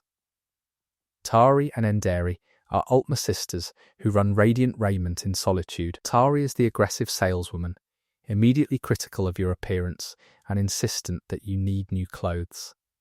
Endari is even more unpleasant and almost never leaves the back room. They are played for comedy, but Tari has a questline involving showing off a new outfit to Elisif that reveals a genuine ambition. She wants to dress the Jarl. Her rudeness is a business strategy. It is not a good one, but you understand where it comes from. Angeline Morard runs Angeline's Aromatics in Solitude, and she has a quiet side story about her daughter who is serving in the Imperial Legion. She has not heard from her daughter. She is clearly worried, but trying not to show it. If you look into it, the news is not good. The game handles this with understatement. Angeline thanks you, and then very quietly processes something that has clearly broken her heart. It is one of the most effective emotional beats in Solitude. Beyrand is Solitude's blacksmith, and he is solid and competent and has the bearing of someone who has been supplying a military garrison for years. He is the type of craftsman who does not talk much, but does excellent work. Bihada is the Fletcher in Solitude. He sells bows and arrows. He is one of those pleasant background characters who contribute to the texture of the city without demanding attention. Octave San is a gambling addict in Solitude who owes money to various people. He represents the game's minor approach to addiction beyond skooma, the gambling problem that costs someone everything without the dramatic visual of a skooma den. He asks you to help him out of his debt, not to quit gambling. Let's talk about Dawnstar. Dawnstar is a port city on the northern coast, and it has a recurring problem with nightmares. Every citizen of Dawnstar is having terrible dreams and not sleeping well. This is eventually revealed to be the work of Vermina, a Daedric prince of nightmares, whose influence is radiating from a nearby artifact called the Skull of Corruption. The Nightmare questline is called Waking Nightmare, and it is one of the more atmospheric minor questlines in the game. Brelina the innkeeper, not the college student, runs the Windpeak Inn in Dawnstar, and her exhaustion from the nightmare problem is visible in her dialogue. She, like every other Dawnstar resident, has been sleep-deprived for an unknown period. The whole city feels tired. Erandur is the priest of Mara who approaches you about the Dawnstar nightmare problem. He is deeply troubled by something in his past that he does not immediately reveal, which is that he used to be a devotee of Vermina himself under the name Casimir. He was present when the Skull of Corruption was activated, and people were put into permanent dream states to preserve them as food for Vermina. He fled. He spent years trying to become someone better through his service to Mara. His questline is about whether that transformation is real, and whether he deserves to help destroy what he once helped create. He is one of the game's better redemption arc characters, precisely because the game acknowledges that what he did was serious before it lets him move past it.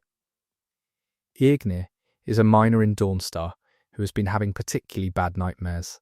She is one of several NPCs used to establish how widespread and severe the nightmare problem is. Russelif is the blacksmith in Dawnstar, and he has an interesting background. He is from Hammerfell originally, and came to Dawnstar for reasons that are not fully elaborated. He has a pregnant wife named Serana, who is also from Hammerfell. They are an immigrant couple running a business in a cold northern city, and their situation adds texture to Dawnstar's small community. Leigulf runs one of Dawnstar's 2 competing iron mines. The other is run by his estranged wife Beatild, who we mentioned earlier as a Dark Brotherhood target. They hate each other with a thoroughness that has complicated business, personal, and legal dimensions.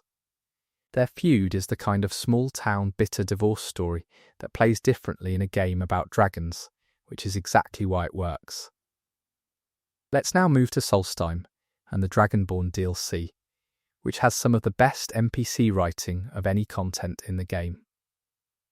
Raven Rock is a former East Empire Company mining town now, under the authority of House Redoran of Morrowind. It has been in decline since the ebony mine stopped producing. The population is Dunmer, the culture is Dunmer, and the political structure is Dunmer, which makes it feel genuinely different from anything in mainland Skyrim. Councillor Morvayn rules Raven Rock as the representative of House Redoran. He is quiet, thoughtful, and has been dealing with a settlement that has been struggling for years. He is a decent man in a difficult position, and his murder, which is foreshadowed and ultimately either prevented or not, depending on your actions, would be a genuine loss to the community. Adril Arano is Morvayn's second in command, and he is suspicious of everyone, which turns out to be justified because there is a genuine conspiracy aimed at Morvayn. He is protective of the councillor to a degree that borders on paranoia, and the questline reveals that this paranoia comes from a specific trauma. He failed to prevent a previous assassination attempt, and he is determined not to fail again. Talisu Severin is one of the apparent upper-class Dunmer residents of Raven Rock, who turns out to be part of the conspiracy against Morvayn. She and her husband Miri are agents of House Halalu, the disgraced Dunmer Great House, operating under assumed identities to get close to Morvayn.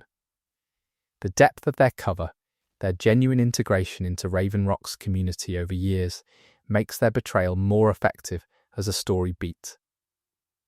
Bethis Alor is a Dunmer merchant in Raven Rock who specialises in ashyam and other local goods. He is a practical businessman trying to survive in a declining economy. He is also somewhat sour about the state of things, which is understandable. Garany Enth is a farmer near Raven Rock, and he is one of those characters who represents the working backbone of a settlement. He grows ashyam, and he is invested in the agricultural side of Solstheim's economy. Afia Velothi is the healer in Raven Rock, and she is quiet and focused on her work. She represents the caregiving infrastructure of the community. the person who keeps people alive when things go wrong. Tel Mithrin is the wizard tower on the eastern coast of Solstheim, and it is home to Master Neloth, who is one of the most entertaining characters in the Dilk, and possibly in the entire game. Neloth is a Dunmer wizard of House Telvanni, and he has been alive long enough to have very specific opinions about everything, and no particular patience for people who disagree. He is monumentally self-centered, treats his servants as objects of study rather than as people, and is more interested in magical theory than in the suffering of anyone around him. He is also genuinely brilliant, deeply curious about the Dragonborn questline's mysteries, and occasionally capable of something that approaches warmth when he is not being actively awful. He has a dry, specific, almost academic sense of humour that makes him consistently funny. He is the best argument in Skyrim for why a character can be morally questionable and still be a joy to spend time with. Talvas Fathrion is Neloth's apprentice, and he is in the unenviable position of being studied by his master instead of taught by him. He is trying to learn magic from someone who sees him primarily as an experimental subject. He handles this with remarkable equanimity. He is either very patient or has reached a kind of dissociation about the whole situation. Verona Nellas is Neloth's steward, and she manages the practical aspects of Tel Mithrin with competence and a certain amount of resignation. She is dealing with Neloth, which is itself a full-time job. Alinia Mothrin tends the mushroom garden of Tel Mithrin. She is herbalist, botanist, and keeper of the tower's organic infrastructure. She is calm and focused in a way that contrasts with the general chaos Neloth generates. Ildari Sarothril is a former apprentice of Neloth, who is one of the DLC's more interesting secondary antagonists. She was given a heartstone by Neloth as part of a magical experiment, and it killed her. Or rather, it created a complicated undead state. She is angry, and the anger is directed at Neloth, which is completely understandable given the circumstances. Her story is an illustration of what happens when Neloth's academic indifference meets someone who trusted him. Let's come back to the main game and talk about some of the characters the ranking has been building toward. The Thieves Guild's inner hierarchy has characters we have touched on, but the questline's most interesting supporting characters are worth revisiting. Tanilia is the fence inside the guild hideout, the ragged flagon in the cistern. She is professional, does not ask questions, and has a questline about a ring that was stolen from a previous fence. She represents the professional criminal class, people who are good at a specific thing and do not need their work romanticised. Delvin Mallory is the de facto business manager of the Thieves Guild, and he is the brother of Glover Mallory from Raven Rock. He handles the special jobs, the specific contracts, the work that keeps the guild financially functional. He is experienced, not easily impressed, and has a clear-eyed view of what the guild is and is not. He is not a romantic about it the way Brynjolf sometimes is. He just works. Vex is the guild's job specialist, and she is blunt, technically excellent, and has a pride in her work that verges on competitive hostility toward anyone who might match her. She is a good contrast with Brynjolf's warmth. The guild needs both types. Dirge is the aggressive bouncer of the ragged flagon on the public side. He is large, unfriendly, and serves primarily to intimidate anyone who thinks about causing trouble in the guild space. He has some of the more entertainingly threatening dialogue in the game. Vekkel the Man is the bartender of the ragged flagon, and he is running a tavern in a sewer in a city that already has a strong tavern. This is either evidence of a very specific market or of how far underground the guild operates. He has a small questline about retrieving some books.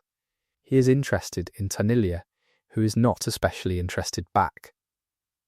Now let's talk about Miraak, the main antagonist of the Dragonborn DLC, and one of the more fascinating figures in the game's lore. Miraak was the first Dragonborn, a dragon priest who served the dragon overlords in the Merethic era and then turned against them using the power of the voice to bend them to his will. He was defeated by the dragon Paarthurnax and 3 other dragons who killed him in the physical world, but his soul was claimed by Hermaeus Mora before it could pass on. He has been in Apocrypha, Mora's realm of forbidden knowledge, for thousands of years, and he is trying to return to Nirn. He is arrogant in a way that goes beyond normal arrogance into something like genuine contempt for everyone who is not him. He has been the most powerful dragonborn in existence, and he knows it.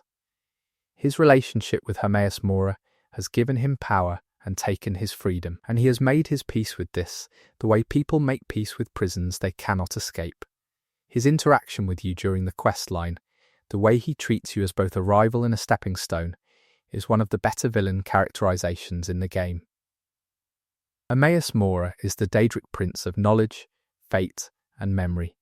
He is genuinely alien in a way most Daedric princes are not. He does not have the wry wit of Sheer-Gorath, the petty charm of Clavicus Vile, or the cold ideology of Molagbal. He is primarily interested in the accumulation of knowledge, and he will bargain with anyone for information they uniquely possess. His voice, his visual representation, and his dialogue all suggest a consciousness that experiences existence differently from any mortal. He is perhaps the only character in the game who is completely convincing as something other than a person in a costume. Let's now talk about some of the game's most interesting characters, who are not tied to major quest lines. Ayla the Huntress we discussed in the Companions context, but she is also an interesting follower precisely because she is the game's most explicit portrayal of someone who has fully integrated an alternative identity. Her werewolf nature is not a secret she is ashamed of. It is part of who she is. The game's framing around this is more complicated than it appears. Her acceptance of the beast blood is simultaneously admirable in its self-possession and troubling in terms of what her scene's claim on her soul actually means.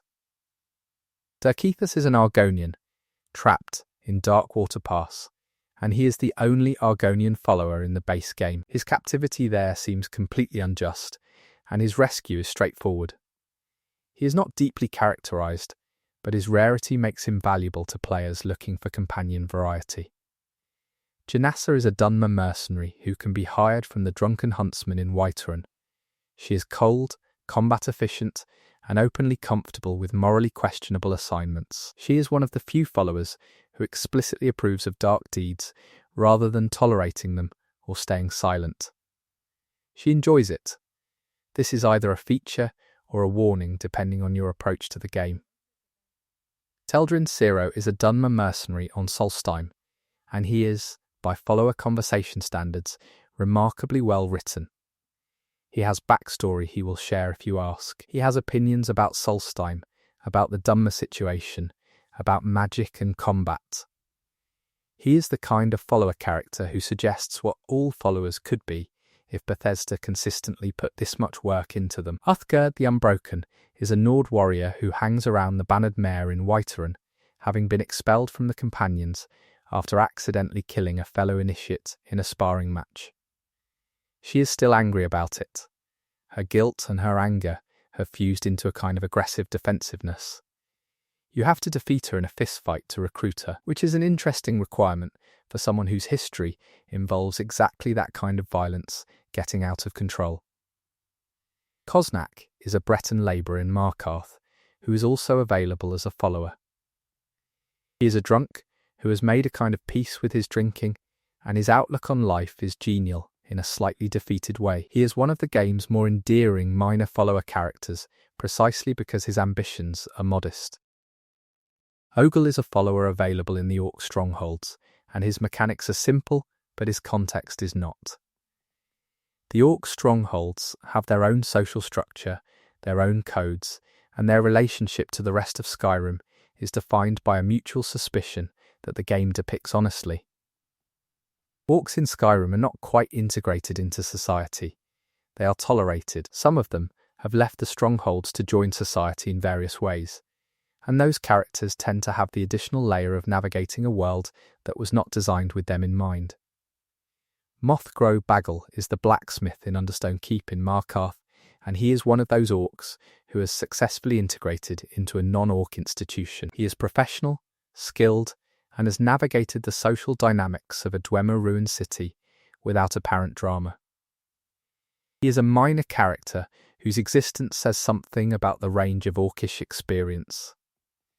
Vorstag is a mercenary available for hire in Markarth, and he is quiet, competent, and does not have much to say about his past. He is the kind of follower who is defined almost entirely by function, but he is very good at that function.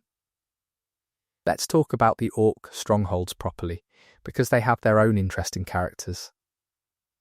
Chief Yamars is the leader of Largashba, an orc stronghold that is under attack by giants. He is ashamed that his stronghold is vulnerable, and he takes that shame out in hostility toward anyone who witnesses it. His questline, which involves the Daedric Prince Malakath, is one of the more genuinely dark questlines in the game, because Malakath's test of Yamars reveals a chief who has been failing his people out of cowardice. The quest ends badly for Yamars. It ends with you taking on a task he was afraid to complete. Malakath rewards you, and does not particularly mourn Yamars. Malakath is the Daedric Prince of the spurned and the ostracized, the patron of orcs. He is hard, demanding, and completely without mercy for weakness. His expectations are the expectations of a culture built around strength and suffering, and he is their divine embodiment. His voice and his questline communicate a brutal theological clarity. His people will be tested, and those who fail the test will not be coddled. Ugor is a female orc guard at Largashba, who is skeptical of outsiders helping her people, but pragmatic enough to allow it. She represents the stronghold's collective pride and shame in miniature. Atub is the wise woman of Largashba. She is the one who approaches you and asks for help. She is clearly the person holding the stronghold together emotionally and practically, while Yamars sulks. Wise women in orc strongholds have a specific social function, and Atub performs it with dignity under difficult circumstances. Lurbuk is an orc bard in Morthal, who is, by reputation, the worst bard in Skyrim. He is a Dark Brotherhood target because someone paid to have him killed specifically because his music is so bad. The questline is played for black comedy, an assassination contract motivated by artistic frustration. Lurbuk himself has no idea his life is in danger from his career choice. He just keeps playing, cheerfully, terribly. Let's talk about some of the game's unique character types that do not fit neatly into the above categories. Shadowmere is the Dark Brotherhood's legendary horse, which means she is technically an animal and not an NPC. But her history across the Elder Scrolls games and her near indestructibility make her more of a character than many named NPCs. She does not speak. She does not need to. Barbas the dog we discussed in the Daedric section. His mechanical form as a dog companion makes him the most widely accessible of the Daedric Prince embodiments, and his enthusiastic, slightly exasperated personality is one of the game's better comedic achievements. The spectral assassin, summoned by a Dark Brotherhood power, is the ghost of Lucian Lachance, a Dark Brotherhood speaker from the game Oblivion. Players of that earlier game will recognize him immediately and feel the full weight of his appearance here. For players who have not played Oblivion, he is simply a competent ghost companion with a distinctive voice, but the emotional texture of his appearance, the way a character from one game crossing into another carries decades of fan attachment, is something Bethesda understood and used deliberately. Make the Liar is a recurring Elder Scrolls character who appears in almost every game in the series. He is a Khajiit who wanders the landscape making observations that are meta-references to game design decisions. His commentary on Skyrim includes remarks about horses, magic, and things players of earlier games might notice are missing or changed. He is a developer in joke made flesh. He is deeply funny if you know what he is referencing, and mildly puzzling if you do not. Let's talk about some of the game's characters who are defined primarily by their deaths. Alava the Feeble is an elderly woman in Whiterun who gives you a reading if you have fulfilled certain Dark Brotherhood requirements. She has the sight, the ability to see the future, and her reading is genuinely cryptic and haunting in a way that rewards attention. She is a minor character who carries significant atmospheric weight. Hadvar and Ralof, we have discussed them, but it is worth noting that whichever one you did not follow out of Helgen will appear at various points in the Civil War questline as an antagonist if you are on the other side. This is one of the game's neater pieces of continuity. The choices you made in the first 5 minutes of the game have consequences for who is shooting at you later. Velod is dead before the game begins. He is the man from Helgen who made Juniper Berry mead. Hadvar mentions him. The town is gone. But Velod existed. He made mead. The village that is being destroyed in the opening sequence had a mead maker, and someone remembered him enough to mention his name in passing. That is the kind of detail that makes Skyrim feel lived in. Aeming's father Torolf, who dies in the Helgen attack while his son watches, is never developed as a character beyond that death, but his function, to establish the human cost of Alduin's return before you even fully understand what is happening, is one of the opening sequence's more effective choices. Now let's talk about the game's most deliberately unusual characters. Cicero we have discussed, but his uniqueness in the Dark Brotherhood deserves more time. He is the only named NPC in Skyrim who speaks in a fundamentally different register from everyone else. His theatrical dialect, his physical performance described in dialogue and implied by his voice, his singing, his complete commitment to the role of the keeper, all of this adds up to a character who is performing himself constantly. Whether this performance is protective armor, genuine identity, or both is never quite resolved. And that ambiguity is what makes him fascinating rather than merely colourful. Hermaeus Mora, already discussed, but his tentacles in the Dragonborn DLC's final sequences are worth noting as a visual design achievement that expresses his alien consciousness without relying on conventional monster imagery. Sheogorath again, his warmth in the Mind of Madness questline has a particular quality that is different from mere eccentricity. He is interested in Pelagius. He is trying to fix something. Whether that interest is benevolent, curious, or something else is not entirely clear. And the possibility that you might be talking to a former mortal who genuinely cares about the mad emperor he never met adds a layer to the interaction that straightforward Daedric Prince encounters do not have. Let's work toward our highest ranked characters.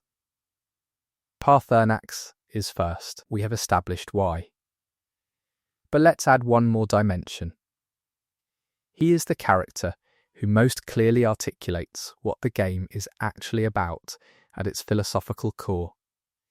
The game is about someone with enormous destructive power learning to choose something else. Paarthurnax did it before you did. He did it harder than you do. He did it alone, on a mountain, for thousands of years against his own nature, with no guarantee that it meant anything. And then he sat with a word on the wind and tried to understand balance. He is not a good character. He is a great one. Second, Serana. Her depth, her responsiveness, her emotional intelligence compared to almost every other follower in the game, her complicated family, her ambivalence about what she is, her directness about what she wants, all of this makes her the most realised human character in Skyrim. Third, Delphine. Her flaws are as well written as her strengths. She is right about almost everything, and wrong about the one thing that matters. And she is wrong about it, because being right for so long and at such cost has made her inflexible in ways she cannot see. She is the best argument in Skyrim for why competence and courage are not enough. Fourth, Esben. His terror and his relief and his decades of waiting and his scholarly devotion make him the most convincingly lived-in character in the game. His voice performance, his bookshelves, his mixture of fear and purpose, Esben feels like a real person who has been through a real war. Fifth, Neloth. He is simply the most entertaining character in the game, and his entertainment comes from being a complete and consistent person rather than from being written for laughs. His indifference to others is genuine, not performed. His brilliance is real, not claimed. He is who he is, and the world adjusts to him. Sixth, Cicero. He is operating in a register no other character touches, and he does so completely. His devotion, his instability, his humour, his genuine competence as an assassin. Cicero is the character who most clearly shows what Skyrim's NPC design is capable of when it commits fully to a concept. Seventh, Kodlak Whitemane. His dignity, his clarity about what he wants, and the genuine loss of his death, Kodlak earns his place, because he is the most convincingly noble character in a game full of people who claim to be noble, but are usually doing something else. Eighth, Ulfric Stormcloak. His contradictions are well written enough that reasonable people genuinely disagree about whether he is a hero or a villain, which means Bethesda did something difficult and did it well. Ninth, Madonak. He is the most politically complex character in the game. His cause is just. His methods are not. Both things remain true throughout the questline. The fact that you have to decide what to do with him without being given a clean answer is exactly right. 10th, Astrid. Her competence and her betrayal are equally well realised. She is the best example in Skyrim of a character whose downfall is entirely consistent with everything you learnt about her on the way up. Beyond the top 10, the ranking continues through hundreds of characters who each contribute something to the texture of Skyrim's world. The merchants and the guards, the beggars and the jarls, the followers and the enemies, the dead and the barely surviving.